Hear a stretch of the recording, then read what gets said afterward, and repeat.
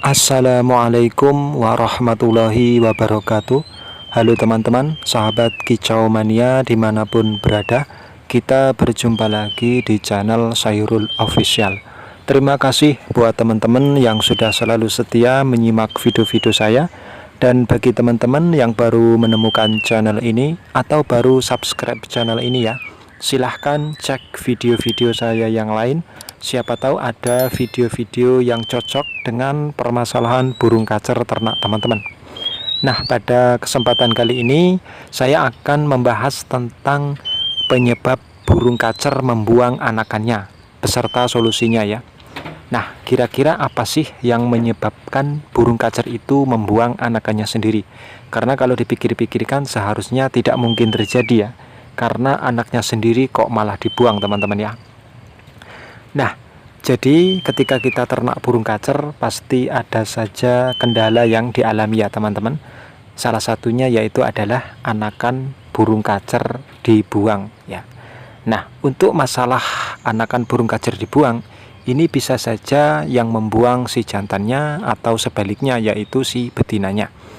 Nah, yang paling terpenting adalah kita harus tahu penyebabnya itu apa teman-teman. Kenapa? Karena kalau kita tidak tahu penyebabnya apa, maka kita juga tidak tahu solusinya bagaimana ya. Nah, untuk masalah anakan burung kacer dibuang ini, kita tidak bisa menganggap remeh teman-teman ya. Karena kalau kita tidak ibaratnya tidak mencari tahu penyebabnya, kemudian solusinya bagaimana, maka biasanya akan sering terjadi. Jadi ketika burung kacer sudah mengeram, kemudian telurnya menetas, maka burung akan membuang anakannya.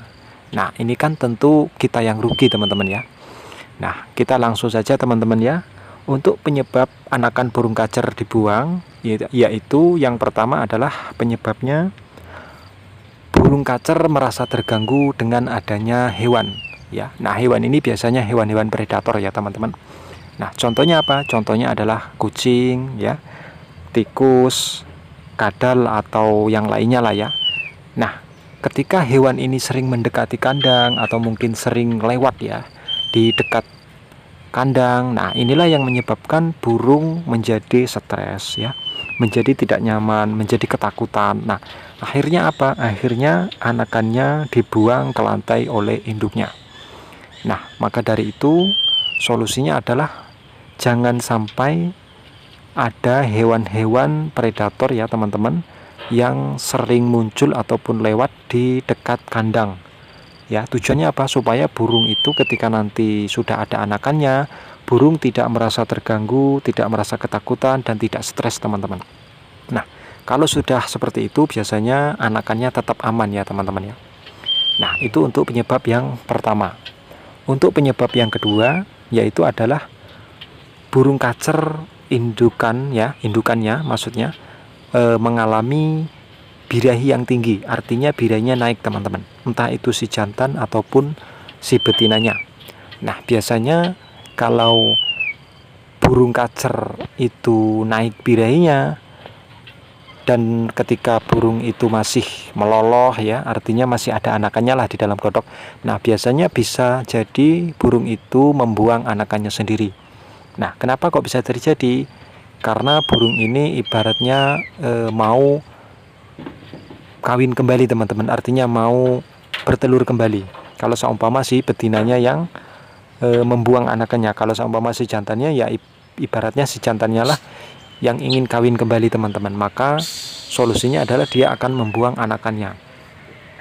Nah, ketika anakannya sudah dibuang, tentu si betina akan mau ya dikawini oleh si jantannya. Nah, kira-kira begitu teman-teman ya. Nah, untuk penyebab yang ketiga yaitu adalah burung kacer anakannya dibuang dikarenakan pakannya habis ya, atau kehabisan EF, extra fooding. Nah, jadi ketika teman-teman itu sedang ada anakan burung kacer ya di kandang ternak, itu harus selalu ada pakan untuk lolohan ya, yaitu terutama jangkrik lah. Kenapa kok harus selalu ada? Karena kalau seumpama kehabisan, burung kacer itu akan bingung teman-teman. dia mau meloloh anakannya menggunakan apa. Nah, sedangkan di dalam kandang mungkin hanya adanya fur. Nah, tidak mungkin burung kacer meloloh anakannya menggunakan fur, karena pada dasarnya kan burung kacer aslinya yaitu adalah pemakan serangga. Nah, disitulah akhirnya burung membuang anakannya ya teman-teman. Nah, jadi solusinya yaitu tadi harus menyediakan EF. Ibaratnya jangan sampai kehabisan lah teman-teman ya. Nah, untuk penyebab yang keempat yaitu adalah anakan burung kacer kurang sehat atau mati di dalam glodok.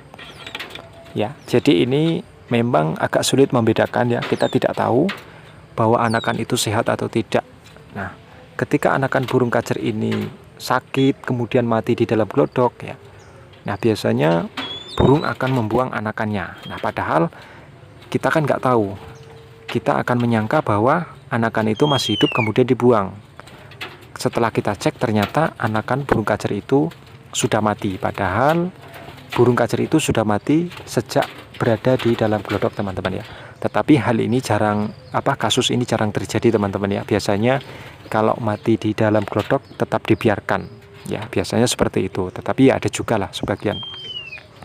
Nah, untuk penyebab yang kelima ya teman-teman ya.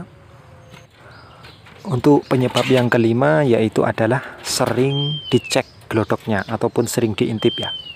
Nah, ini biasanya sering terjadi oleh para pemula yang baru ternak burung kacer ya, dikarenakan ibaratnya penasaran ya, sehingga selalu sering mengecek glodok ya.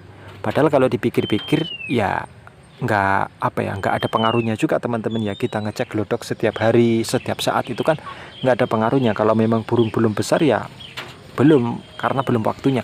Tetapi yang namanya pemula, saya sendiri juga seperti itu ya kemarin-kemarin ya, ibaratnya kita itu mau angkut sarang aja udah seneng, apalagi sampai telurnya itu menetas. Nah, disitulah kita itu akhirnya penasaran ya, sebentar-sebentar mau dicek ya, bahkan satu hari mungkin sampai 2 kali 3 kali, besok lagi dicek. Jangan seperti itu teman-teman, karena burung kacer akan merasa terganggu ya kalau sering dicek glodoknya. Nah, ketika burung kacer itu merasa terganggu, tidak nyaman ya, otomatis anakannya akan dibuang oleh induknya ya. Nah, solusinya bagaimana? Solusinya ya tadi, jangan sering-sering dicek glodoknya.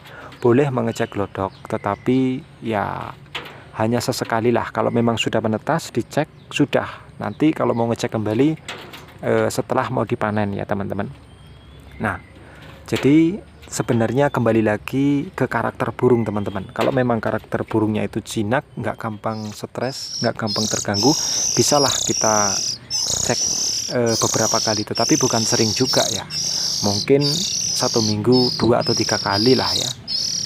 Nah, itu pun kalau bisa ngeceknya jangan di waktu indukan masih di dalam glodok ya, karena burung nanti kaget bisa stres teman-teman ya. Nah, jadi mungkin hanya itu saja teman-teman yang bisa saya sampaikan ya. Semoga teman-teman bisa paham dengan apa yang tadi saya jelaskan. Kalau memang belum paham atau masih bingung ya, silahkan tanyakan di kolom komen ya. Nanti saya akan jawab sesuai dengan pengalaman saya. Terima kasih sudah mau menonton sampai selesai. Wassalamualaikum warahmatullahi wabarakatuh.